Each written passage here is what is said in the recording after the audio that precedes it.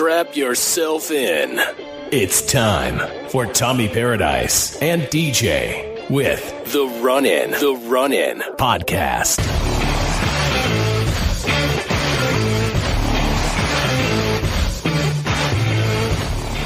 Hey, what do you say? Episode 138. We are not lost at sea looking at Titanic remains. It is the summer is officially kicked off. My name is Tommy Paradise. It's showtime, folks. It's your boy DJ here. The actual LA big night. I am officially moved in here to Tommy's Inglewood. Not my Inglewood. You've had more moves during this podcast, I think, than I don't know. Trying to think of like a sports team that moves a lot, but there isn't really one. But yeah, you've had a ton of moves. This is your third moves, right? Yeah, the Raiders. There you go. Perfect example. Yep. This is your third move since we started this. You're like one a year. Well, I'm gonna be here. I can definitely tell you I'll be here for a minute. All right, it looks good. If you guys are watching along on Patreon, DJ's got his toy room all set up and everything already. It looks good. Everything's looking good back there. See the X-Men arcade, and one of your detolfs didn't make it through the move though, huh? Yeah. So if you see a spot behind me there, one of the detolfs died.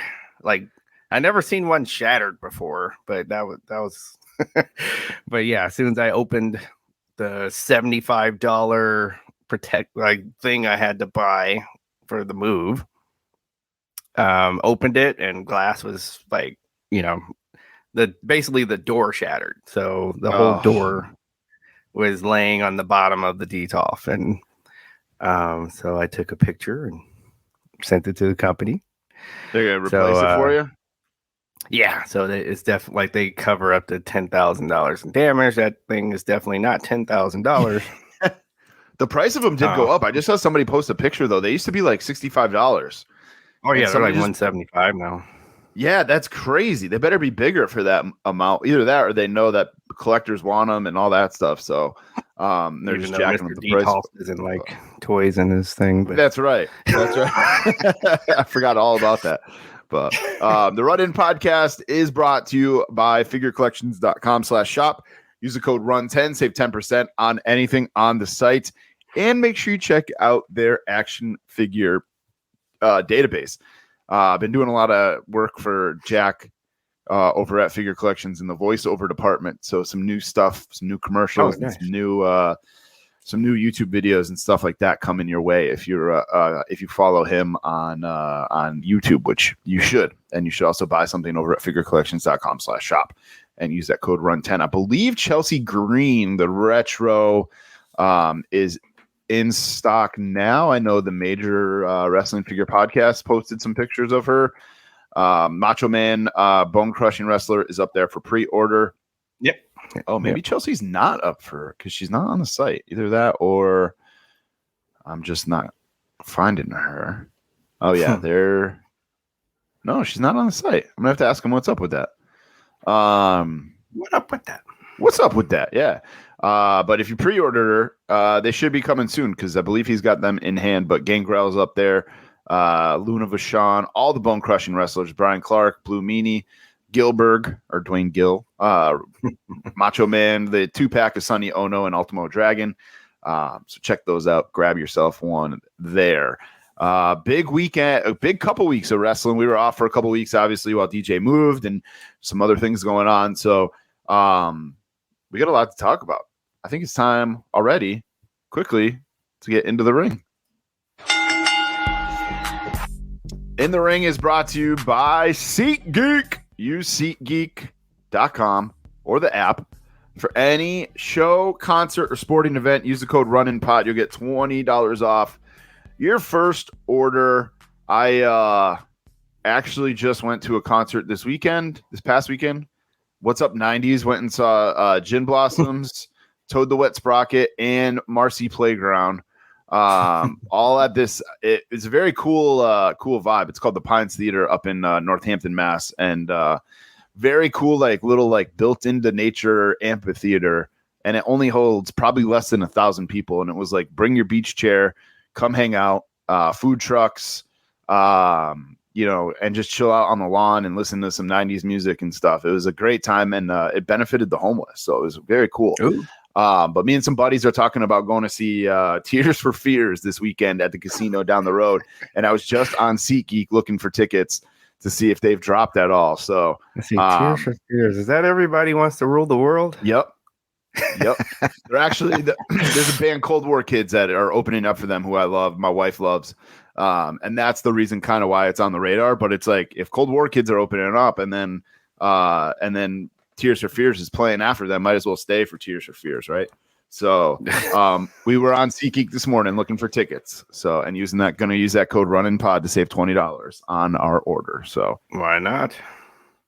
You should do the same, guys. Lots of concerts this summer, lots of wrestling shows. Now you got AEW Dynamite, you got AEW Collision, which debuted this past Saturday. What'd you think, man? I loved the look of it. We were actually at that concert, and I pulled it up on my phone just because I wanted to see. It was in between bands, and I wanted to see like how the set looked. I wanted to see the crowd. I absolutely wanted to see Punk's promo. What'd you think overall? Well, definitely. So they chose the right crowd for sure. Because I'm a big person that likes the energy of a crowd, and they definitely had it. Yep. In this show, we got to finally see some wrestlers that they had in catering. Which was wonderful. So I missed Rusev. I'm glad we got to see him. So yeah, I enjoyed the show, the Collision show. What do you think of? I know you're. Oh, sorry. Go ahead. Oh, just like, and I know they didn't make it to they still didn't get 1 million viewers, but hey, what can you do? I mean, I think it's going to take a while, especially a new show Saturday night, like in the middle of, not the middle of the summer, but I know just driving to that concert on Saturday night, there was 1 million graduation parties that we drove by. This weekend, for whatever reason, here in the Northeast, there was that concert. There was this huge beer tasting event.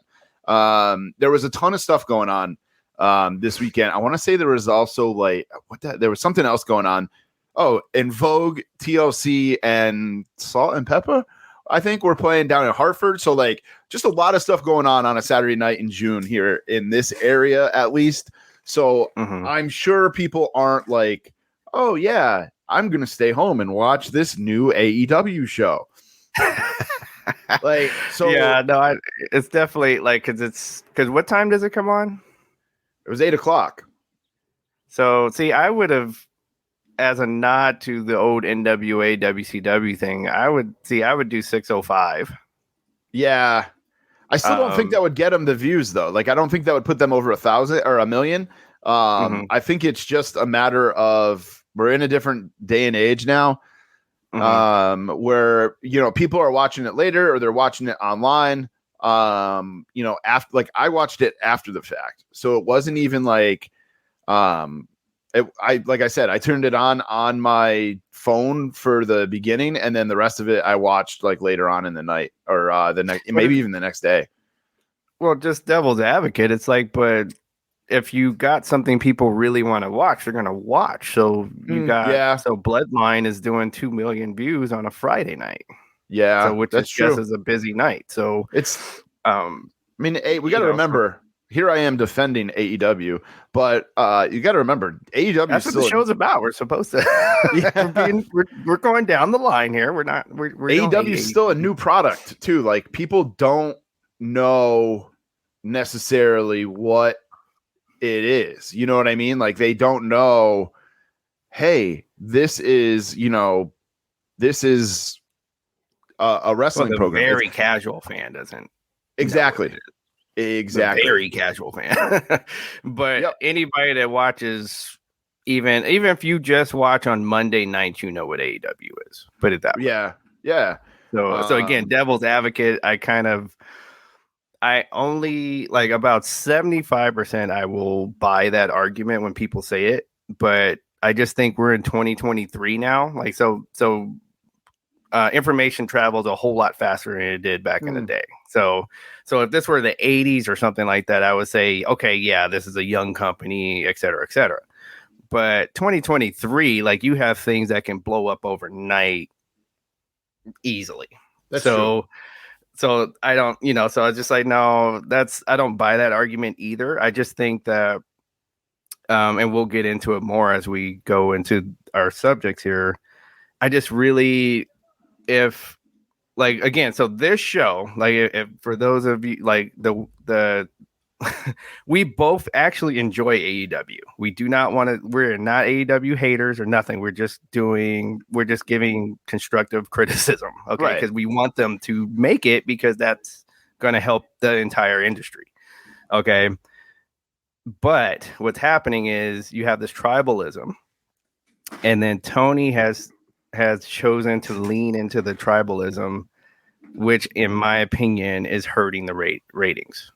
Like, if you really made this to where, look, okay, we're going to concentrate on this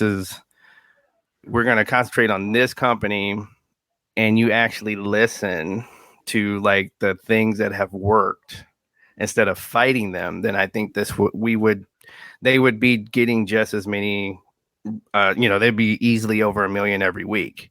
Yeah. But see, they're trying to fight everything that just to be anti WWE, but they're not seeing that these things that you are fighting are things that have worked for hundreds of years in wrestling. Right.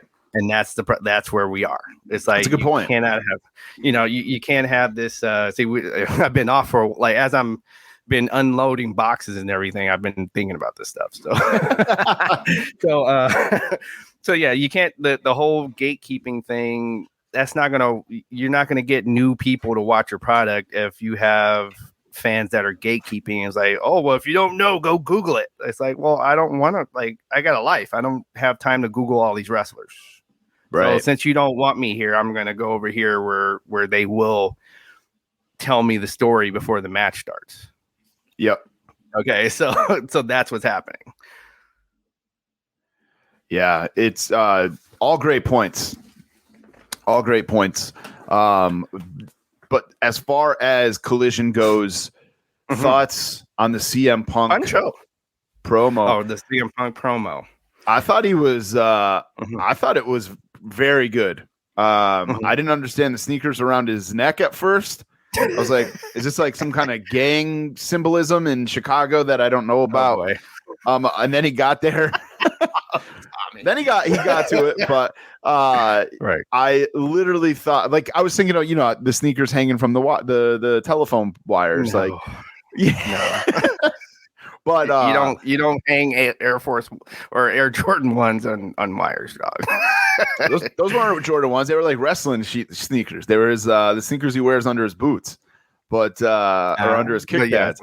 But no, I thought it was a great promo. Honestly, there was a lot of good stuff in it. It got me fired up. If AEW is smart, they will take all of this, like we've said before, man. Like, the wrestling, the best storylines in wrestling are the ones that are real. If they take this with Punk versus the Elite and just make it a story, like, put our differences aside and let's make some fucking money. Let's do this. As many wrestlers have done. Right. Exactly. I think it's going to be good for everybody. So I thought his promo was good. I thought he actually looked pretty good in the ring too, for as much time as he's had off. I didn't think he looked, again, 6-man tag. So, he's not in there as long, which is smart booking. Yeah, it's smart. Yep. I think that was a great decision to just have it be a 6-man tag. But yeah, I didn't think he looked terrible. 10-man tag coming up. Yeah. Hey man, gotta get those reps in. But I'm excited to see what happens with this. Another show to watch. It's now Monday, Tuesday, Wednesday. I think Impact is still on Thursday, Friday, Saturday for wrestling. And then if there's a pay-per-view or a premium live event, it's on Sundays. So Sunday. Literally have wrestling 7 days a week. And now's a great time for it because NBA's over, NHL's over. Nobody's watching every MLB game. So Now it No. could be a good time. I mean, Saturday night at 8:00 is tough, but we'll see what happens. Like even this Saturday night, I'm talking about going to this show. I'm not like, if I'm home, I'll watch it, but we'll see. Telling you, I would have done 6:05. I feel like 6:05 is even harder though, to be honest with you, because you're getting ready. Like you're going to be getting ready to go. Yeah, that's true. You have it on in the background to get ready. Yep. Okay. And then West Coast 3:05, like I'm getting popcorn and sitting back and relaxing. So, so I think it was I remember that as a kid, like that was a great time to have wrestling on. Yeah. So I that's what I would do. All right. Booking 101 with DJ here. But Bloodline, we talked about it here just a second ago. They keep delivering. What did I do Friday night? Literally nothing. My kid was supposed to have baseball playoffs. Everything got rained out to Sunday. That's a story for another time. So Friday night, we were literally driving to the field and came home because we got the text that the games were canceled. Super annoying that we were already on our way there. So anyway, I'm watching SmackDown and I'm down in the living room. And this is one thing that I love about this whole Bloodline storyline is what's coming, but when it actually comes, you're freaking out a little bit. Like you're like, oh my God. And when Jimmy said, was it Jimmy? Yeah. I still get them confused to this day. When Jimmy says so this is how I do it. So I call him, so in my mind, I call him Jimmy with the long hair. Going with our interview with Devon's kids. One of them said, my name is Longer and I have the longer hair. That's how you remember us. Damn. That's what I've been doing with Jimmy and Jay. I took that and applied it there. But which one kicked them? I can't remember. They kicked them together. Well, but at first, which one said you're out? And I'm out too. That was Jimmy. Oh, that was Jimmy. Jay. All right. That was Jay. So when Jay kicks Roman for the first time, I literally let out a scream, like a verbal, out loud, audible scream, because again, this is coming. You know where the story's going, right? But then just to actually have it happen, you're like, oh my God. Oh, okay. So you're lucky enough to have a partner that, being from LA, and I've taken drama classes. I really have in college. And so the reason why you got emotional for that one was because, so keep in mind, for about a year, we've seen Jay say, get upset about, or, he does something wrong or whatever, and he walks off. Yep. He goes, I'm out, and he walks off, right? Walks off all upset.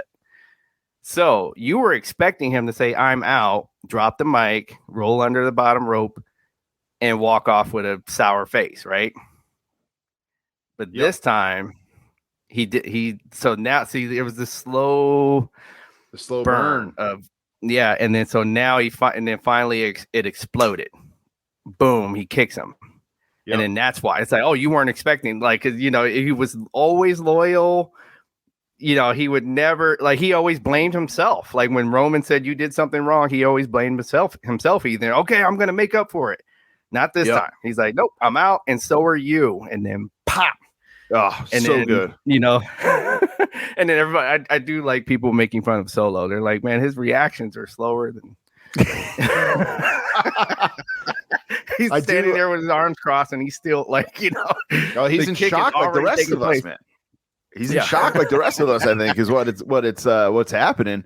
But man, that storyline just keeps delivering. Excited for the Civil War tag match at Money in the Bank. We'll talk about Money in the Bank here a little bit longer, or in a little bit, but want to talk about Forbidden Door happening this weekend. We don't need to make picks because I feel like neither one of us really know New Japan enough to make these picks. We know it, but and it's honestly, such a crapshoot. Yeah, correct. Because this is their house show. To be honest, this is just like the Saudi Arabia show. Yeah, it's a house show. This is a house show. Just you're getting these quote dream matches for those of you that are a fan of New Japan. So like you said, it is a crapshoot. Like Harley, there's like how many titles are even up There's for actually grabs? a lot. So Kenny and Will Ospreay is for the IWGP. But how many, or I should say, how many would you really think would change hands? Right? None. Yeah. Honestly, So I'm looking at them, and there is like a lot. Like I said, there's a lot of. Yeah, no, you're right, because Jungle Boy even got a title shot. Yeah, against Sonata. That's for the the IWGP World Heavyweight Championship. Yeah, they're all dream match. I think this is such a great idea for a pay-per-view, though. Like it kind of fills that gap, like leading up to Wembley. It gives you something to look forward to. It's something like every match I'm excited for, except for Tony Storm and Willow Nightingale. I know Kenny is a big Willow Nightingale fan. I don't know much about her. They might surprise me and it might be a great match. But other than that, some of these matches are legitimately dream matches. Punk and Kojima, Danielson and Okada, I think is going to steal the night. I mean, that's not going out on a limb and saying anything crazy. I think that's going to be an amazing match. Omega and Will Ospreay will be great.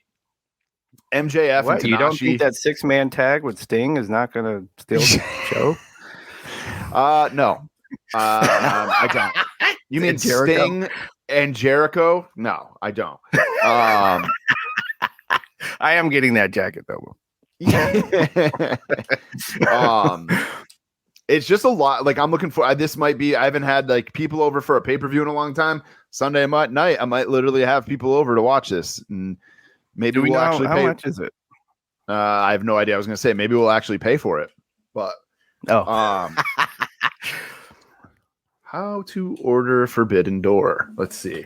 Because my cable company, you better pay for it, or they send you an email.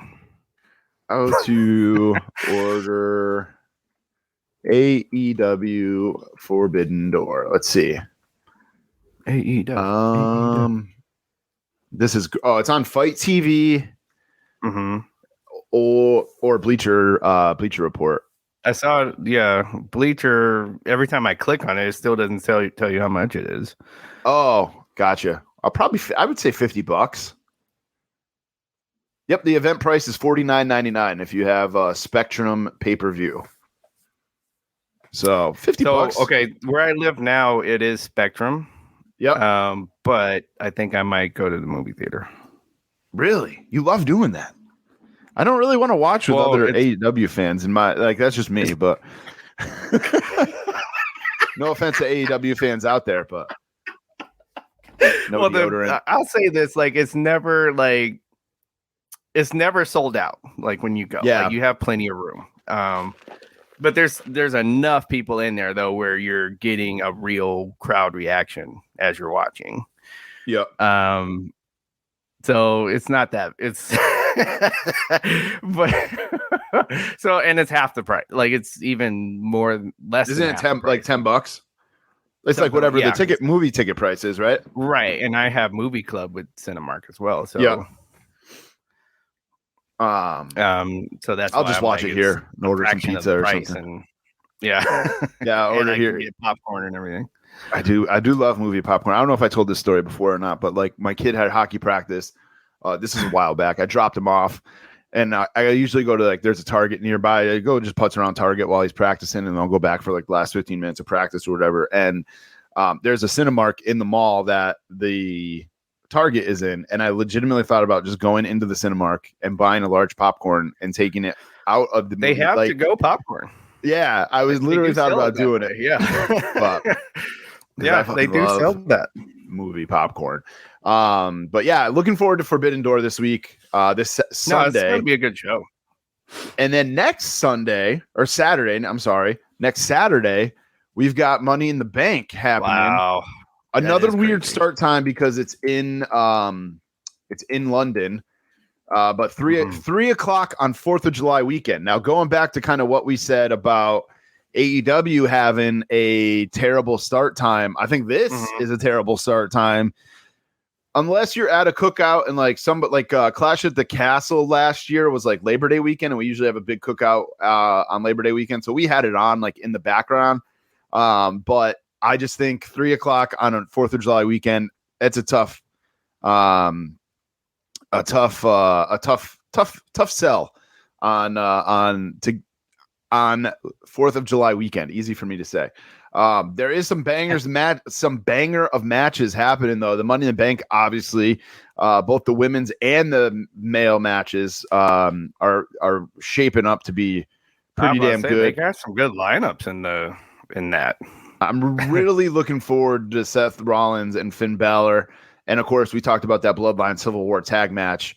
And then what I wanted to bring up though, watching Raw this week. Why does Logan Paul just come out and say I'm in the Money in the Bank ladder match while everybody else has to qualify?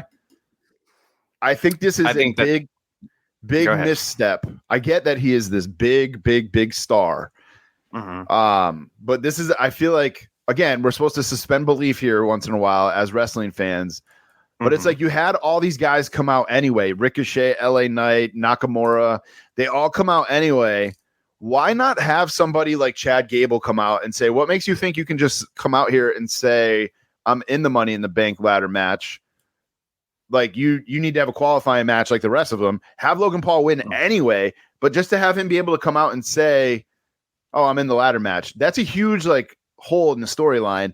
Or you could have also, thinking about this all week, you also could have had him come out and say, oh, when I signed my contract with Triple H, and everybody thought that photo was photoshopped, there was a stipulation in there that I automatically get a shot at the Money in the Bank in 2023. Like you could have, instead of him just being like, I'm in it, that's it, and then have all these other guys come out like and be okay with it for the most part. Like, why not just make it into a little bit more of a storyline? So I'm gonna agree and then also say I think that is part of the character, because I think they know that like him like acting so like even in his persona online and everything, he kind of acts a little bit privileged, and that's what puts most people off on him in the first place. So I think they're kind of leaning into it. So for him to just show up and say I'm in the match and then he's in the match, like I think that's part of the heel heat that they're going for. But as you said, though, I would have put a little bit more flavor on the story, like you're saying, and saying, oh, you didn't. I had my lawyer put this in the. I don't even think Triple H realized this, but I had my lawyer put this in the contract, and here it is. And then have like flash the article of the contract. Automatic entrant into the 2023 Money in the Bank. And fine print action. Okay. Right. But I think what they're doing, they just didn't explain it. Like you said, they could have done a little bit more.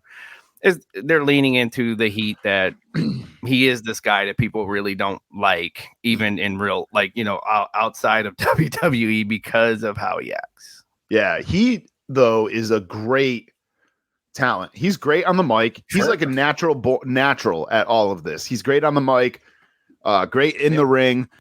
Yep. I'm excited to see what kind of crazy spots him and Ricochet are going to do.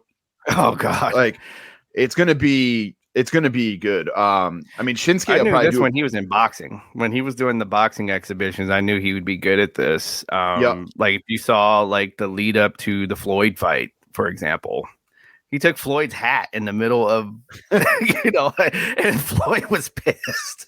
But he's that like was a part little of the shit. Like you just get annoyed with him. Like comes out with a Pokemon necklace. Yeah. I mean, come on. So it's like, okay, he wants the heel heat here. Yeah. He was actually on that show I talked about a few weeks ago. The collectible show that's on Netflix there. He's actually a partner with that guy, and they ripped open some Pokemon boxes and stuff on it to see. They're looking for like one specific card. It was kind of crazy to watch it, that they were ripping open like $1,500 packs of Pokemon cards. It's crazy. But yep. Yeah, I saw the one where he was doing that with Drake.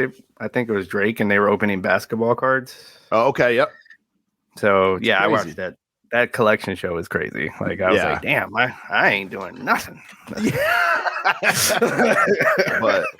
I think Santos Escobar is going to be great in that ladder match as well, in the Money in the Bank ladder match as well.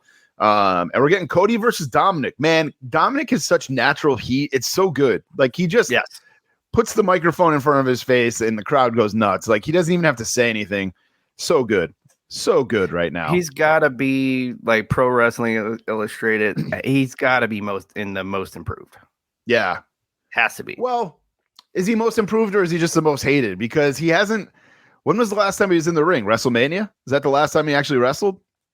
That I can remember.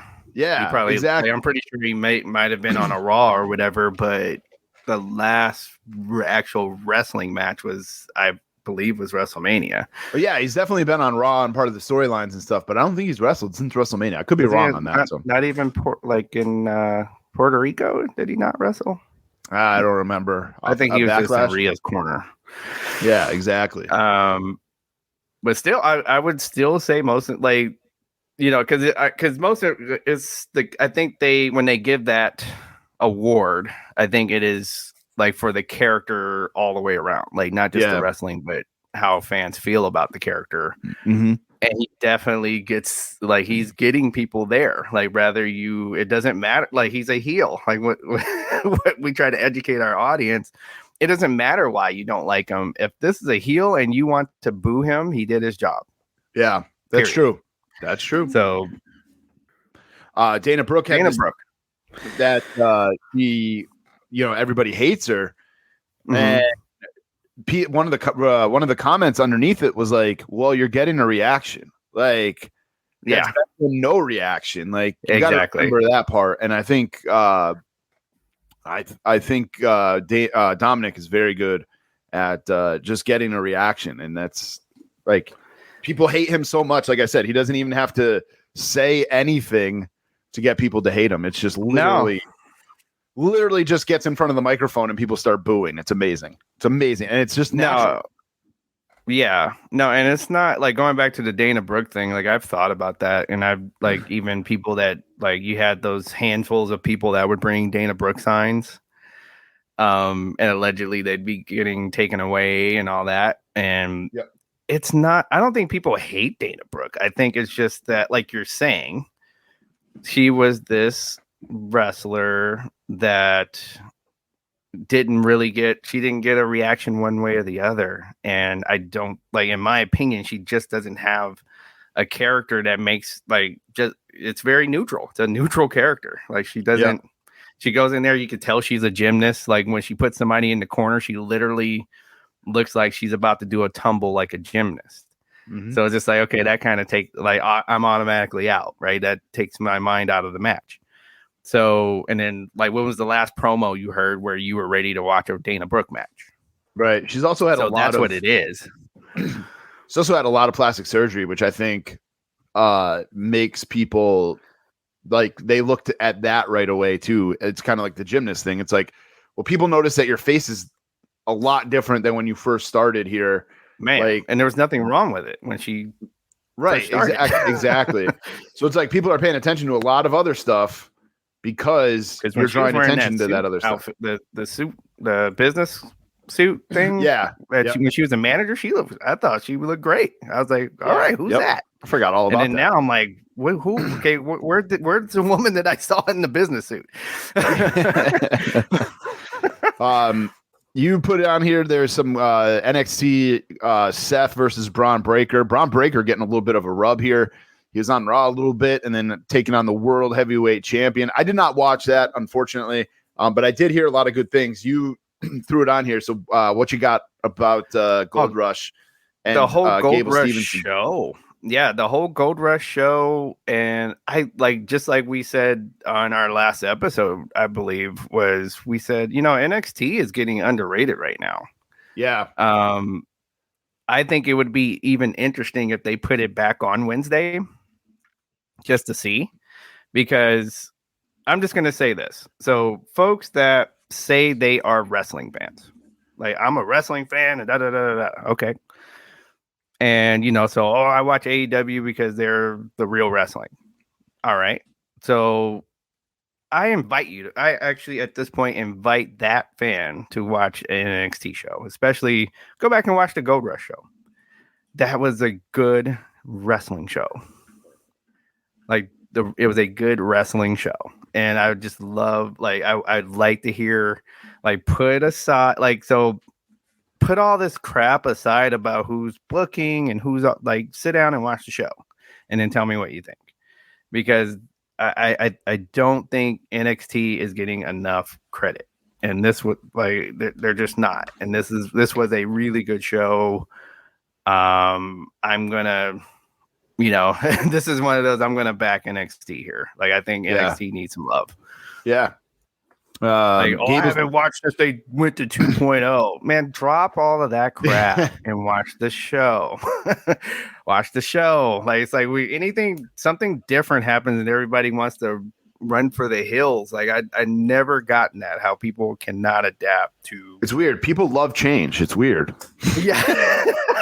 Any change, like, oh, that's it. Like, dude, just hold on. I know it's with anything, honestly. Like you could literally put that people love change sarcastically into literally anything to do with real life, fake life, Star Wars, Marvel, wrestling. Yep. Like it's just people hate change. It's so weird.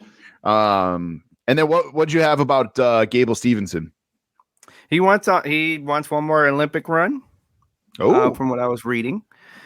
And, just like, it's kind of like, it reminds me of when Mark Henry wanted that one more strongman competition. He came out in that red, white, and blue. Yeah. And then Vince was like, hey, I don't have room for the second strongest man. Like, you can do it. Like, he let him do it, but he's like, but I don't have room on the roster for the second strongest man in the world. Yeah. So it's like, so he had to go and win, basically. So I think it's kind of the same thing here. I'm like, he's got to go in and win gold, or he's gonna like even lose some cred in the WWE world. But he's a badass. I think he's gonna do it anyway. Yeah. So we'll see. But he wants one more run, and I think that's where we're going with this. For those of you not following, like you guys are wondering, like, I thought they signed this guy. How come he's not wrestling? He's not done with this wrestling yet. He's not. Yeah, we talked about that a couple weeks ago. He was like a NIL signee, I guess, like the college thing, right? Right, and that's why he hasn't actually been in the ring yet. So, yep. And there's a few folks that are NIL, that WWE is signed that is still playing their specific sport. Like, so just hold on. He's not. He hasn't stopped that part yet. When he's done with that, then he'll come over here. That's it for this week in wrestling for the most part. Let's talk about some winners and losers of the week. It's brought to you by J&J Figures. Make sure you sub up on our Patreon. You get yourself an exclusive jjfigures.com discount code. And they've been killing it, actually. Yes, I know we have a lot of figure partners here. But they have been killing it with their Whatnot stream and their what they have on their website. And honestly, I reached out to them because I said, we'll talk about this a little bit later on in the show, but Undertaker is doing a signing with Fitterman, and I needed an Undertaker Ultimate. And I was like, what, I needed an Undertaker figure to get signed. And, there was a couple on the site, asked them like what the condition was and stuff. And they were super honest and super, like, just great. And they have a different figure, the figure of the day every day that you can use that discount code on if you're in the Patreon. So definitely check them out, jjfigures.com, and subscribe to them up on Whatnot. I try to jump in their Whatnot stream every Friday because it's super entertaining. Our winners and losers this week. I got winners. This has been my winner for the last few weeks. I'm not changing it up because I don't think it needs to be changed up. But as a wrestling fan, this is a great time for all of us with Forbidden Door coming up. It's going to be it's just going to be a great wrestling show. And then we got Money in the Bank next week. Usually this is such a dull period for wrestling because like you're coming off the high of WrestleMania. And I feel like from Backlash on, we've just been spoiled as wrestling fans. My loser, I didn't want to shit on AEW, but I'm going to do it here real quick. And I think anybody who is a wrestling fan, we all know that every once in a while there's stuff filed under wrestle crap. And the past week with Aubrey and Karen Jarrett getting in the ring, that is 100% filed under wrestle crap. And I know WWE has been guilty of doing things like that, like Michael Cole having a match. And, back in the day, we had tuxedo matches between Howard Finkel and Harvey Wimpleman. But AEW was supposed to be different. Was not supposed to do this kind of stuff, allegedly. Aubrey Edwards said she didn't want to be a star, and here we are. She just posted that she signed on with somebody to do, Comic-Cons and things like that. And it's like, all right, get out of here. You say you don't want to be a star, but here you are doing all this stuff. You're getting in the ring and wrestling, and I'm not buying any of it. For whatever reason, you just have those people that rub you the wrong way. She's 100% a person that rubs me the wrong way. I don't like her. I don't know her, obviously, but she just rubs me the wrong way. And I think her and Karen Jarrett and Papa Briscoe, for that matter, did not need to be in the ring on Friday night for Rampage. It was a waste of somebody else's spot who's sitting and catering. Man, and then we got Papa Briscoe on last night too. Oh, was he? I didn't happen to notice that. Yeah, must have missed it. In the concession match, he ended up getting a spot, which is also weird. Like Mark Briscoe competed. I understand his brother died, obviously, but he competed in one of the greatest tag matches of all time against FTR.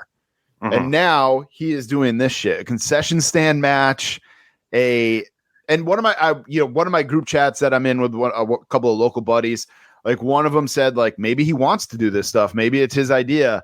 Maybe he's just like in this spot where he's, making more money than he ever has because he's actually on TV, and he's just like, give me whatever, let me do whatever.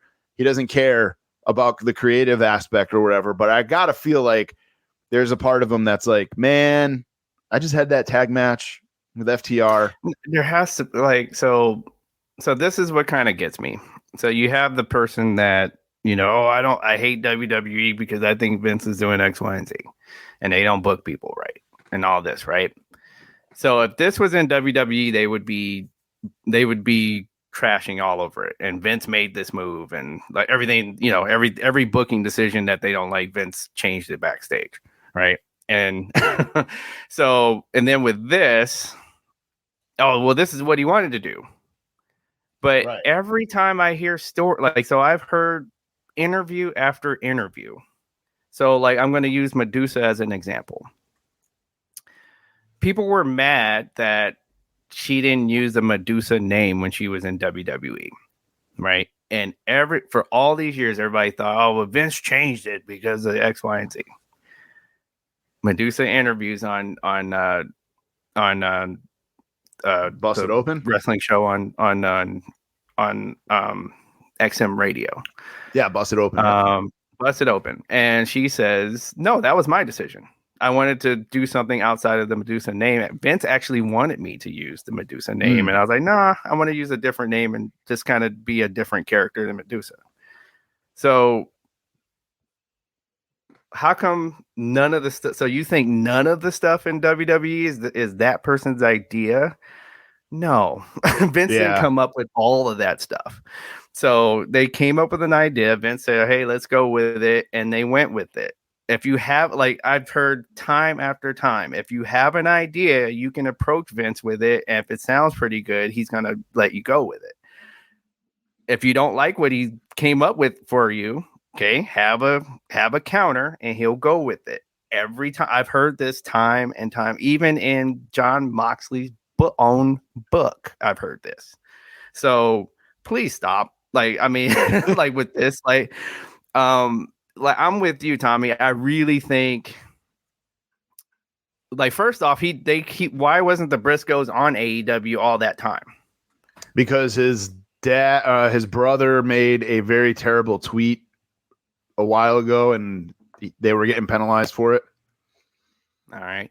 So that's the story. That's the story I heard, is why they couldn't do it. So a while back, but and then so for whatever, so they were never on AEW for whatever, like they found a tweet that they think that probably kept them out.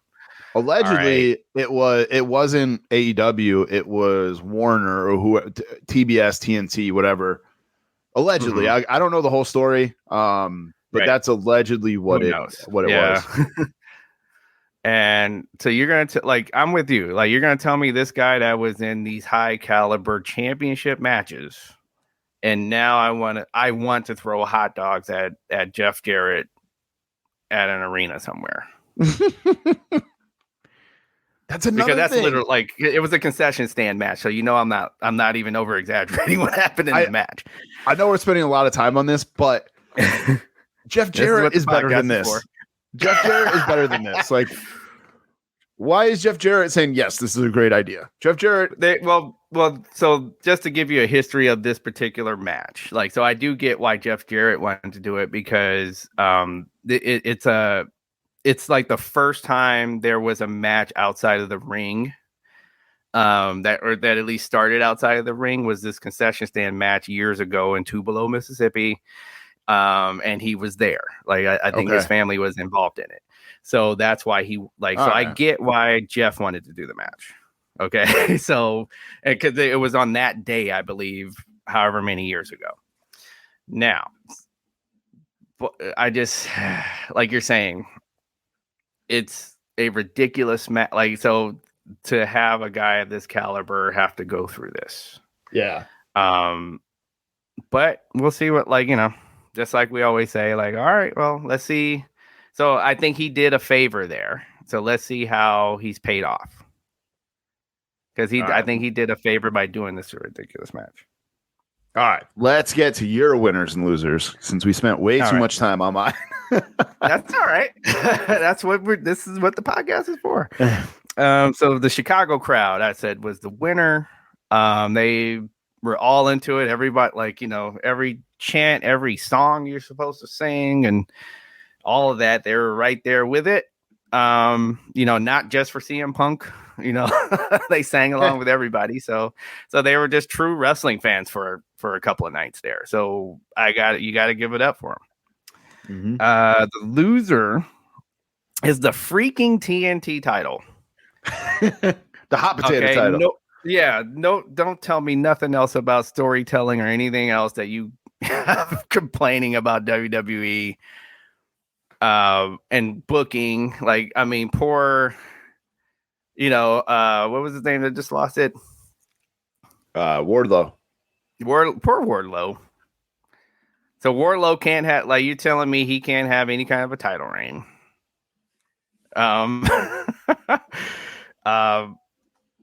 You're gonna tell me Christian does, like, I'm hearing, like, so Christian deserves this. Why? Why?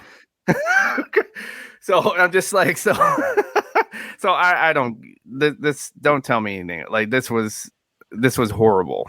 Like, poor Ward. I feel I didn't want to put Wardlow as a loser, because I know this is not his decision. Yeah, he should be a star. Wardlow should be a star. Like, all these over people that they just, like, they get over, and then they just kind of push you off to the side. Like, look at the Acclaimed. It seems like they don't know what to do with people that get themselves over. Like, I'm starting to see a pattern. Like, you get over, and then they go, all right, thank you. Push it aside while you're white hot. So that's actually a really good point. I didn't think about that. And then it's like they got their guys that, that, like you said, they get white hot, and then they have their guys that they go back to nonstop. Yep. That's a great point. I mean, Luchasaurus, why? Luchasaurus and Christian, right. Why? So exactly. Who is running around with Christian and Luchasaurus stuff? Right. So if Luchasaurus in his mask was walking down the street, people would not know who he is. Why? They'd be like, who the fuck is this guy in his mask? Yeah. Yeah. Why? So yeah, I don't get it. All right. And that brings us to Buy, Sell. It's brought to you by our boy Phil Gentile's brand new book. You guys can get it on the Amazon. It is the official guide to America's toy stores. It's an awesome book. It's basically a guide. It is a guide to America's toy stores. Available on Amazon right now, $11.99. Grab it. It's got every state listed. 98% of the toy stores in America are in that book. I just made that number up, but it's definitely worth checking out. You could have just gone with it. We're gonna give away a copy a little bit later on, but buy, sell. All right. We take a rumor or an idea and we offer if we're buying or selling it. Mine this week: will there ever be a forbidden door between WWE and AEW? I gotta say never. I don't know what that where that falls in between buy and sell. I saw Xavier Woods put out a tweet like, "Hey, we would be interested in doing a six man tag with the Elite if the stars align. If we're ever allowed to do that. I don't think it would be a terrible idea. I think it would not be in Vince McMahon's lifetime though. I think it would be after he passes. Triple H makes it happen. What do you think? I don't know if it would be I think people underestimate Tony's pettiness. He's been petty too now. So Vince, I think you show Vince the numbers and I don't think he would care. To be honest, that's true. He did bring Eric Bischoff into his company, who tried to put him out of business. Come on now, amongst others. He doesn't care what you say. You could do anything to him, and what are the numbers? All right, bring him in. He doesn't care. I think it's on the other side, to be honest, if this were to happen. And then just like I'm going to talk about in my buy or sell, it would also depend on the locker. How's the locker room going to be? Yeah. How's the book? The booking would be, I think, very difficult in my opinion. I think there's just certain people with these almost every match would have to be a schmoz because nobody's gonna want to do the job. That's true. I didn't think about that aspect of it. Yeah, but for me as a person that kind of likes that kind of chaos, it'll be fun to watch. And then what do you got? I got so after Punk's interview, allegedly. The AEW locker room is more divided than ever. I don't know about that. I thought Punk's interview was going to be a lot worse. The way they built it up, and I kind of wish we recorded a show last week because even though we both decided not to, because I had a lot of opinions on that whole the whole Punk thing. Why is this even a story? Why is this even coming out? I feel like Tony needs to do a better job of controlling things behind the scenes and the mention of lawyers and stuff. I forget who had the tweet. It might have been Busted Open. It might have been Bully Ray actually. And it's shit like this happens all. Makes sense, man. He does. Shit like this happens all the time in wrestling, sports, things like that, and it never gets out. Think about the 80s. How many times you think, or 90s even, how many times you think shit like this happened in the back and we never heard about it? Exactly. You got it. I know everything is, on social media and gets out now, leaked now, but you got to do a better job of keeping things behind the scenes and locked up. I don't think Punk's interview was as bad as I thought it was going to be. I think I'm selling that. I think the locker room knows that Punk being there means more money for everybody. That it's a difficult buy or sell for me. I will say this, I do agree with what you just said. They know, okay, he's coming in. That's gonna, it's gonna be more butts and seats in the arenas for sure. Let's see what happens outside of Chicago, barring that. But as we have talked about, the pros and cons of CM Punk. Once he goes through the curtain, most of the time it's good when he walks through the curtain. On the other side of that curtain, though, we have years of evidence now. Okay, so it's not like this is a fluke or whatever. We have years of evidence that he's not good in the locker room. Like he just does not, and some things in my opinion, are kind of whiny. So again, like I can go back to the WWE stuff. It's just like, so wait, you're mad that you were in a title match at WrestleMania, the match before the main event? Like, you're in WrestleMania, like with defending a title. Like most people don't get that. So that's what it's just the, that gets to me. It's just like there are people that never got any of the things that for their whole career, never got any of the things that he was given, and to still want but I didn't get that. Like, I got all this over here, but I didn't get that cookie that kid is holding. Mm-hmm. So that's what gets to me about CM Punk, and he's still doing it. Yeah, and that's what. He's still doing it. Like you got to take all these years off and go to a new company, and they still gave you the world title, and you're still not happy. Yeah, I don't understand. Yeah. Everything can't go the way you want it to go all the time. So that's what I don't get about CM Punk. Yeah. Yeah. That's it for In the Ring this week and our whole wrestling segment. Time to move on to some housekeeping, pay some bills. And then, of course, we got Falls Count Anywhere. Stay tuned to In the Ring or housekeeping, because we've got a new giveaway this week for you. So hang tight. Housekeeping? No, thank you. Sleeping. Housekeeping? Could you come back in an hour? Housekeeping, you want towels? More towels. Need sleepy. Housekeeping, you want mint for pillow? Please go away. Let me sleep for the love of God. Housekeeping, you want me to jerk you off? Housekeeping is brought to you by Homage. Make sure you guys head over to runinpod.com, click on deals, use our affiliate link, and check out all the new stuff over at Homage. The best t-shirts on the planet. They're getting ready for NFL season. Lots of good stuff there. They've got a bunch of Pride stuff, USA for 4th of July, a whole bunch of new MLB stuff. So make sure you check it all out. And if it's your first time ordering, use RunInPod for 15% off your first order. So we mentioned a little bit earlier, we've got a giveaway. We mentioned it a couple weeks ago, and then we took a couple weeks off. So if you're listening, thanks for sticking with us. But we got a copy of Phil's brand new book we're going to give away. The winner is at AF Pod.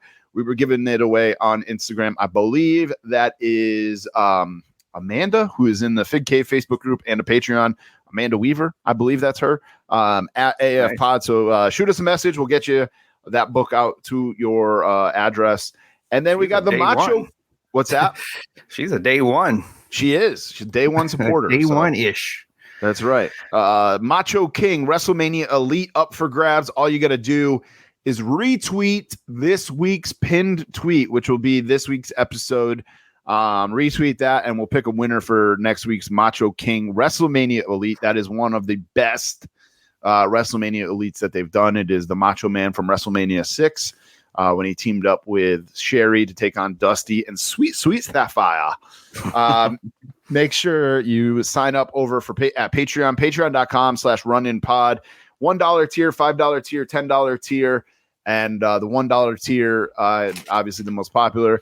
That gets you into the Fig Cave Facebook group, where we are buying, selling, and trading toys and just having a grand old time with a bunch of our friends there. $1 a month gets you in. And then it gets you one entry into our monthly giveaway. $5 gets you everything. There's a whole bunch of stuff. I'm not going to go into every single detail that you guys get, but it's all up there. $5 will get you 2 entries into the monthly giveaway. $10 will get you 3. And this month's giveaway is 4 Ultimates from Wrestling Collector Shop. It is the latest Ultimate Warrior. It is Andre the Giant. It is Shawn Michaels. I forget what the 4th is. I know it's on our Instagram. It's Goldberg. Of course, that's why I forgot. That's why you forgot. Andre the Giant, Shawn Michaels, Goldberg, and the Ultimate Warrior. It is the Shawn Michaels from Wave 4, not the Amazon fan takeover. But all you got to do is be a Patreon member to get entered into that. We'll pick the winner at the end of the month. Blitzkrieg Pro is back in action on July 9th. That is their biggest show of the year for them. It is the luau. You can get tickets now at blitzkriegpro.net. And then make sure you guys review and subscribe over on Apple Podcasts. Hit up runinpod.com. Check out our merch store, merch.runinpod.com. And follow us on Instagram, Twitter, all that good stuff. Time for Falls Count Anywhere. Balls count anywhere here. Balls count anywhere. They are going everywhere. Look at this. This is Balls Count Anywhere. Falls Count Anywhere is the part of the show where essentially we talk about whatever we want, mostly about action figures. There's a lot of action figure news this week too. We'll get going. It's brought to you by Wrestling Collector Shop.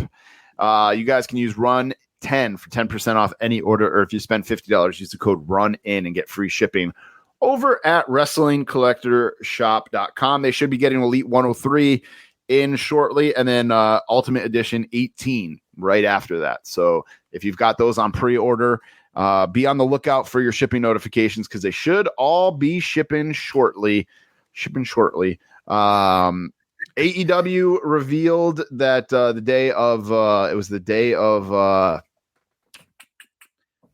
Collision, debuting a brand new Samoa Joe figure coming. It looks like it's a little tribute to his Ring of Honor days. Terrible looking figure, in my opinion. The Samoa Joe has had facial hair, I think, his whole life, and there's no facial hair on this figure. He looks like, remember, I don't know if I thought this because I'd watched Dumb and Dumber the night before, but he looks like the cop in Dumb and Dumber that pulls them over and drinks their pee. When he goes, your boy's been doing a little bit of the boozing, have you? Been sipping back on Grandpa's cough syrup? And that's what the figure looked like to me. Terrible looking figure. They also showed off a render for a Ring of Honor style Punk in the Luminary series. We'll see what happens, man. These AEW figures, they're not great, which is weird because Jax did such a good job, and they're using a lot of the Jax technology, but it should be better because it's like 10 years later, 15 years later, that since Jax made figures or wrestling figures, it's just I don't know what's missing with these figures, why they can't get them right. But people are also getting their them on sometime, like, you know. Oh, I would love to have Jeremy Padawer on if we could get him, but he's busy buying Pokemon cards. And just hear about, like, you know, because we got to learn the Mattel process. That's right. So I'd like to, like, for real, what is the process and what, you know, how do they make their figure? Because like you said, something, you know, something's going on there. Something is off. Because even the classics look better, you know, right? Like the classics weren't the best. No, but, especially at the end, but right. But you can, like, clearly, you know, you can look in the face of the figure and say, okay, but I can tell, like say that's the Ultimate Warrior. Okay. Right. Or that's Shawn Michaels. But right. This, like, they're almost going downhill. When that figure dropped, right? I was at that show, or not when it dropped, but I was at that show with my buddy who's a huge wrestling fan, huge Samoa Joe fan, actually. And I showed him the picture and, like, covered up the name on it. And I was like, dude, who is this? He's not a figure collector at all, but he had a hard time figuring it out. He's like, I think I want to say Samoa Joe, but I'm not 100% sure on it. Like, this is Samoa Joe super fan. Right. And he just could not tell that it was him. So, very weird. But people are starting to get their Powertown figures. And I got to be honest with you, DJ, I shit on this from the get-go. And I got to say, they look way better than I anticipated. People are very happy with them, saying that the weight of them is good and everything like that. I didn't think they would happen to begin with. I thought when it all came out that it all sounded very, very sketchy. But they got people are getting them, and I gotta be honest, they look good, man. I'm tempted to grab on the secondary market Bruiser Brody maybe, but I don't know if that'll actually ever happen. But curious to see what they do next. I know they got Matt and Brian from the Major Wrestling Figure Pod lined up, but curious to see what happens next for Wave 2 of the Powertown figures. But so the other end of the spectrum of that, people are getting their Hastel toys, grapplers and gimmicks, retros. A lot of mixed reviews. Some people are saying they're great. Some people are saying they're terrible. Matt Cardona did an unboxing, and both figures broke when he opened them. Yes, not good. That's not good. And then Hastel went on and did like a Instagram live, essentially trying to defend himself. Not What do you defend? Like, and then I saw another picture of like the Ahmed Johnson or Tony, whatever his real name is, and people move the arms back and the shoulders separated from the front. So the figures came out super quick. I would rather wait a little while longer and have them be better quality. I didn't order either one of those, the Smoke Train, aka Godfather, or Tony Norris is his real name, aka Ahmed Johnson. But yeah, because like you're saying, let us know what you thought. I've been trying to keep an eye on the Fig Cave to see like if people got them in there, and I haven't seen a whole lot of feedback on them yet. But I know John James, friend of the show, was trying to get the Godfather for a signing, but it just didn't ship in time, and he was going to keep it MOC anyway. So I was about to say, don't open it. But yeah, like you're saying, like, I mean, we waited forever for like, say, Dynamite Kid and the Powertown figures. Yep. And look so you got quality stuff. Like, right. I just like, if I got a Powertown, I think what we said on the show, I would keep it MOC. I don't like how I just don't like how they're standing there. Like they're like the posture. It looks, it just looks too artificial to me. Yeah. But the way they look in the package is wonderful. Like that. Yep. They look awesome in the package. Yeah. So they really do. So I might get like you're saying, a Carry and a Bruiser Brody to keep them in the box. For going to the other figures, for shoulders to be falling. I mean, even like to have your figure fall apart on the podcast that you don't need them falling apart on. Like, right. Right. That is like the worst. Yeah. Yeah. So I don't know. Like, I didn't watch his explanation, but whatever the explanation was, I don't know if it was going to be good enough, because that's not a good look at all. And it's just like, dude, just take a little bit more time. I think every collector rather you take a little bit more time and give me a quality figure than, let's rush it out and get it while it's hot. Well, the figure community doesn't really work that way. Right. I would much rather wait for quality. Nailz, a name we have not seen. Like, he hasn't done signings. He's been like MIA. And the major brothers got him for their major Bendies line. It's a High Spots exclusive. And he did a signing. He signed Brian Myers is trying to collect all the Hasbro's MOC signed, and he signed Brian's Hasbro. So maybe something happens down the road. Maybe we get a Nailz style zombie sailor in the form of a Mattel, which would be sick. Or maybe Epic Toys gets them and they make that make that style. It would be awesome to have a Nailz Mattel style. It'll never happen with WWE or Mattel, because I believe he threatened to kill Vince McMahon. But well, he was an ex-convict. What do you? Right. It was either him or Ludwig Borga that threatened to kill Vince. I can't remember which, but Nailz had I think he held Vince up or something for money. I forget what happened with Nailz and Vince, but he's not on good terms. But yeah, a lot of major wrestling figure podcast news here. They also got they started their Big Rubber Guys line, which is an ode to the LJN. Obviously, Brian and Matt are in that line in Wave 1, but Demolition also in Wave 1. They look so good, and they're now available for pre-order. What's that? I think I'll do the Demolition. They're up for pre-order now, man. $50 each. no deal if you buy 2 either. I thought maybe they would do a deal on if you buy the tag teams, like 75 for the tag team, maybe. Right, exactly. But nope, it's 100 for the tag for both together, the 2-pack. So, again, I might buy those down the road. We'll see. They look great though. Super, super tempting.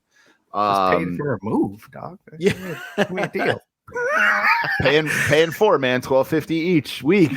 Could do it that way, but and then we got some San Diego Comic-Con stuff announced already and already up for pre-order. I know we're about a month and a half away, but Teenage Mutant Ninja Turtles 3 Samurai Turtles 7-inch scale 4-pack, that was $150. That is sold out already. I believe I thought I saw it. Yep, sold out. I can't believe they made these. I was shocked that anybody wanted those.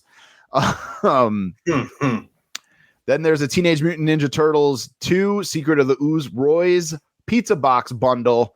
That comes with Kino, which people have been wanting for a while. That I believe is sold out as well. I'm looking here on NECA's sites. They revamped their whole website. I haven't been on here in a while. Yep, that sold out. That was only $100 for the bundle. And then we also got 7-inch Universal Monsters Glow in the Dark Creature from the Black Lagoon, Gremlins 2, Ultimate Greta, and Alf, Comic-Con Alf. So those are your San Diego Comic-Con exclusives. From NECA, already up for pre-order. As I said, the 2 Ninja Turtle pieces sold out. It's crazy to me. We've talked about it countless times on this show that there are so many Ninja Turtle figures. They continue to sell out. Especially the movie ones. People love the movie ones. I think the cartoon ones kind of jumped the shark a while back and just got to be too many because now you can walk into any Target and find the 2-packs. But the movie ones, people freaking love them. So curious to see what else we get from San Diego Comic-Con as well. But a sentence I never thought I would say on this show, more about Alf a little bit later on, which is a true statement. And that brings us to weekly purchases. I know you just did your big move, man. Anything you got that you bought along the way besides paying for movers, etc.? No, but I was happy. Like, so, like people that listen to our show know I got this arcade one a while back, but it was almost like a purchase that I was able to now take it out the box and put it together. And so I've been having fun with it, and so it's damn near like a purchase, like because it was in storage for so long. That's right. So but no, I wasn't able to. I hunted, but there's there just wasn't anything out there for me. Yep. I guess I kind of joked about it on the show here. I'm officially back, I guess, because my weekly purchase list is pretty long. I mentioned the Undertaker Ultimate Edition. I got that from Carlos Mendez, huge friend of the show, and he gave me a Roman Reigns Ultimate Edition. I shouldn't say he gave me; I bought them. But the reason I bought both of those, Undertaker got sent into Fitterman for a signing that I believe is happening this weekend, and then Roman Reigns is getting sent in for a signing that he's doing through Fitterman. That is solely an investment piece. I bought that. I'm going to pay for the signing and I'll hang it up, but that is solely, I want to see what the value of that ends up becoming because Roman is so hot right now. I also got the Triple H Ultimate Edition, the re-released one. Dan Christensen, friend of the show, found that over at Walmart, and I had sold mine originally. And then I was like, man, I need a Triple H to go with the Austin that I have in my Ultimate line. And Dougie Nunya, friend of the show, also hooked me up with a Big Boss Man Elite. It was the recent one that came with the hat. I forget what number Elite it was, but again, I sold a bunch of these, and now I'm like buying some of them back. Yeah, exactly. I got the Ultimate Warrior Legends from John James. These are a couple weeks apart. This isn't all 1 week, but we haven't recorded in a couple weeks. We haven't recorded in a while, yeah. And I got it's the Legends Ultimate Warrior from the night before he died, where he gave that final speech. So as an Ultimate Warrior fan, I needed that. And then the big purchases of the week here, thanks to Zombie Hideout, I got the Papa Shango Superstars. Yep, Godfather, Papa Shango, Kama, whatever you want to call him. He was in town, so I got this signed thanks to John James. Wish I didn't go with red. It doesn't even, he said, John told me that when he went to sign it, he wrote the P and he goes, this red marker just looks like shit. Sorry, man. And then continued to sign it. I should have went with like a green, maybe some other color that contrasted, but it's signed. It's there. Pretty excited about that. At that point. Yeah, black might have worked, but I think like green might have been the way to go. We'll see. Or yellow or something like that. And then I got my the Kurt Angle retro here is from J&J Figures, as we talked about, but got that signed at the convention. Nice. And then the last thing was my Lex Luger Legends. I got signed here. Yep. So the autograph collection. Hopefully, I'll have some pictures soon. I was talking to my wife last night. She built a shelf for her plants, almost like a floating shelf, like with a bracket and like just a piece of wood across it. And I kind of want to do the same for my autographs, because I've got quite a few now. A lot of them are just sitting in a pile. And I like this idea. I used to be an 8x10 autograph guy. And now it's better. Yeah, now I'm like, man, I want to get figures signed. I talked about it before. I got a X-Pac in my closet because I know he does a lot of signings. I snagged the Legends to get that signed when it happens, because I know he'll be around here. Again, the Roman, and I'm going to send that in. And I used to be all about getting them in person. And now I'm just kind of like, I'll do the mail-ins if they're available, because these guys aren't going to be around forever. So I don't want to wait till I can get down. I don't want to wait until I can get to like a signing at Hogan's Beat Shop. I'll do a mail away for him, or Undertaker, I'll do a mail away for him. So, and honestly, the Undertaker and the Roman prices are not terrible. It's $150 for Undertaker, and I think Roman's right around the same, $175, $150, something like that. So, right. When the prices are right, Sting too, is I'm gonna do the Sting, and so August 19th, there's some kind of Comic-Con in Santa Clara. So Sting will be there, and it's I might send you a Sting if you don't mind. For let me see what this, because $175 you get the whole thing, like you get pictures, sign, your own entrance and all that. So so I'll and then like you're saying, signed figures, like, so for those watching, so everything on the top shelf beside not Mr. T there, but everybody else is signed. Nice. And including Animal, who is on that Superstars there. Animal signed that. And then so that's Shamrock, that's Sammy and Ty, and then the Lucha Brothers, $1 Million Man, King Booker, and Thunder Rosa all signed those. $1 Million Man's one that is like on my wish list. I got to get that Legends, but it's so fucking expensive. And I know he's doing a signing at like Heroes Hideout. I'll send that in. Britt Baker's doing a signing at Heroes Hideout where you can send them in. Thought about doing like Her Blood and Guts and then just putting it away and saving it for, again, like an investment piece. But the Blood and Guts would be a good one. We'll see if I actually end up doing that.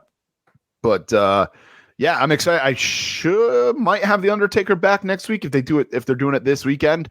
We'll see. That'll definitely be a piece. But I also bought like a new shelf on Amazon, 2 new shelves actually on Amazon. So I really am like, I'm back and I'm redoing my room. Eventually I'll do a toy room tour.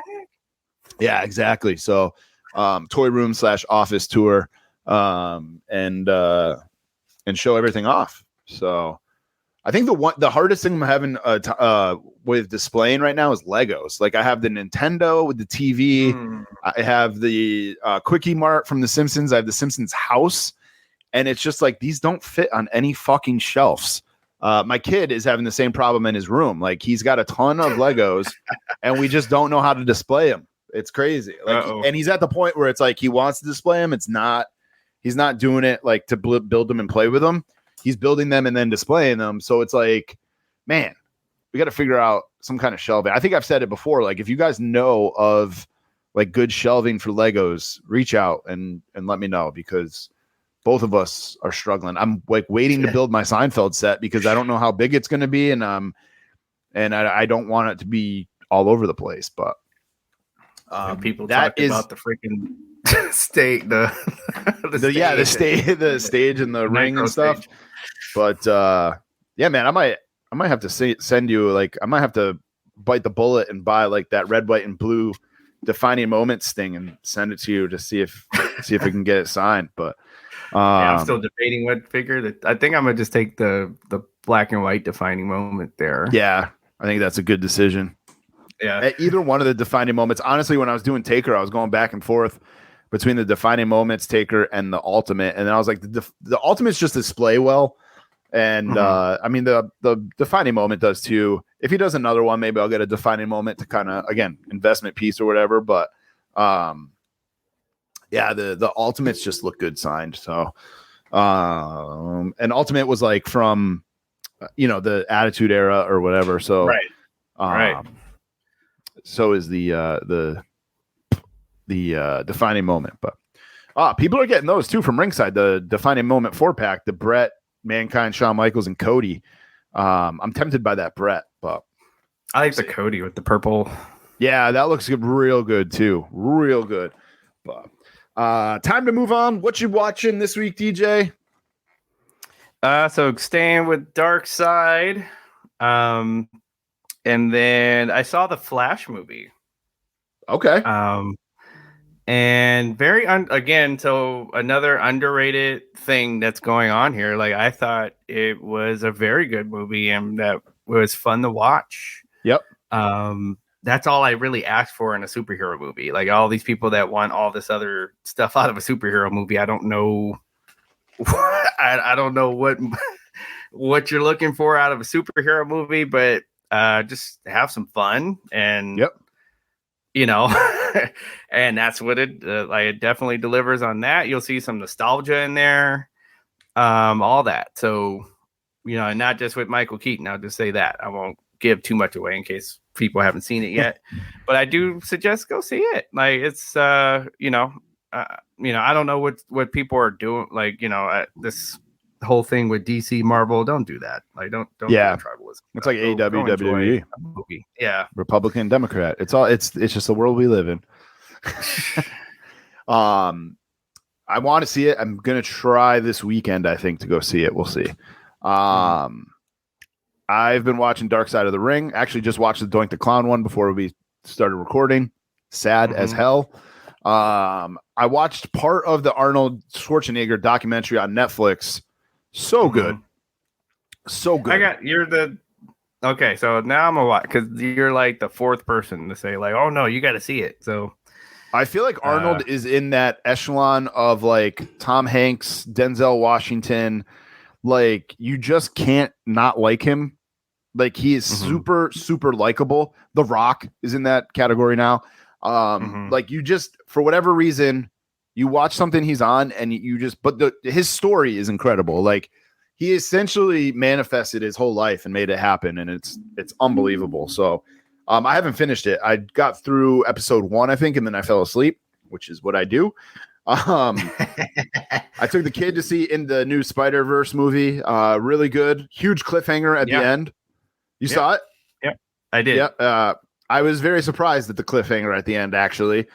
And then saw Transformers last week with baseball got rained out, and took the kid and one of his buddies to see the new Transformers movie.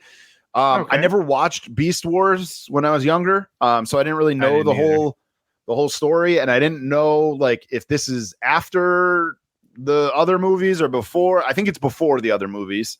But I thought it was really good, honestly. Like, it was one of those movies you go in with like no expectations. You just go sit, watch it, and enjoy it. And it was really good. I would recommend it if you're looking for something to do and you know, go on a rainy day here in the summer, go check it out. But I still got to see Guardians of the Galaxy 3. Every time I ask him what he wants to go see, if we're like, hey, you want to go to the movies today? He's like, yeah, let's go see this. And I'm like, what about Guardians? And he's like, no. I'm like, fuck, it's going to be out of the theaters like next week. Yeah, so I think it might already be out of the theaters in a minute. Yeah, right, exactly. So we'll probably just watch it when we're on when it's on Disney Plus. I did this past Friday night. We watched Dumb and Dumber with the kid for the first time. I'm trying to get him into all these classic comedy movies. You gotta. And he was like super hesitant about watching parenting. it. Yeah. He was super hesitant about watching it. And then he watched it and he was like falling off the couch laughing so hard. Like he loved it. So they don't, that's the thing about this younger generation, man. Like don't trust us. You know, with us growing up, it's like, okay, we were not born, neither one of us. Like I know everybody makes fun of our ages, my age anyway. But we were not born when the Jeffersons aired most of those episodes. We weren't born yet. You weren't? We know yes, I'm positive. And so, and especially the first few seasons, right? Right. So not till they got to like the last few seasons was I born. But we know something about the Jeffersons and all these other shows. And that's this generation. Like as soon as it's not, something that was done when they were born, they just kind of tune it out. And I'm like, why are you doing that? Like you're missing out on a lot of entertainment that way. Right. So, I mean, if you think Friends is good, like people that think Friends is good, there's about 10 to 20 sitcoms I would point you to if you think Friends is a good sitcom. Yeah. My, what the hell was I going to say? Oh, I wouldn't know about Cheers if it wasn't for like my dad. I wouldn't know about Married with Children if it wasn't from like my dad watched all that stuff like when we were kids. Major League, yep. Grumpy Old Men, like some classics, man. Like my dad loved all of those, and I wouldn't know about it if I didn't listen to my dad when I was a kid. Like we only had one or two TVs or whatever, so it was like a little bit different. But he's finally starting to come around. But my kid will do the same thing when it comes to food too. I'm like, dude, try this, and he's like, no, I'm good. I'm like, listen, you're 12, you're almost 13. We're past the part, the age group where I'm going to push you to eat your vegetables. Like I'm trying to get you to try something that's super good. And 9 times out of 10, he's like, oh, that is good. I'm like, yeah, idiot. Acting like you're going to feed him poison. Like, dude, try that. Honey barbecue. Phil talked about this on the Fig Cave podcast. We were down in Maryland Memorial Day weekend for a baseball tournament. And it was the first time my kid tried chicken wings. And I'm like, wow. Like I felt like I failed as a parent because that was the first time he tried chicken wings. No, it's the generation. It's not your fault. So it's not your fault. That is this generation. Like if if somebody didn't make a TikTok about it, then that's not be good. Right. Super annoying. Anyway, time to start wrapping things up. Remember to check out the Fig Cave podcast, Conversations with Kenny, Gorilla Brain podcast, the Pro Wrestling podcast, and of course, hit up our sponsors, Wrestling Collector Shop, Homage, JJ Figures on Whatnot, SeatGeek, and Barrios Toys. They've got Chavo coming to town, and they got and Mick Foley. Oh, all right. Are you further away from them now or closer? I am, but I'm further away. But if they have so Mick Foley, I might still have to pull up because how far away is it from you now? Oh man, so probably about a 6-hour drive. Woo! So it would probably be like get a cheap flight for that. Yeah. But I want to go to that Mick Foley one. I can get to Maryland in 6 hours. California is just too big. Man. No, and I was tripping when I took the trip there, and we just kind of drove to New York, just like a casual drive. Like it's like the kid's got a tournament in Maryland. Oh, we're driving. He's got a tournament in New York. We're driving. Like it's just New York's 3 hours. I mean, next year for WrestleMania, it's 4 hours away. I'm driving. Yeah, you wouldn't even get through. Like if you were going north and south, you wouldn't get through the entire California state. That's crazy in that amount of time. Now going east, that's different. But but yeah, going north and south, that's a day. Yeah. Yeah, it's so nuts. And I'm honestly fortunate enough here on the East Coast where there's literally like signings every weekend. Zombie Hideout.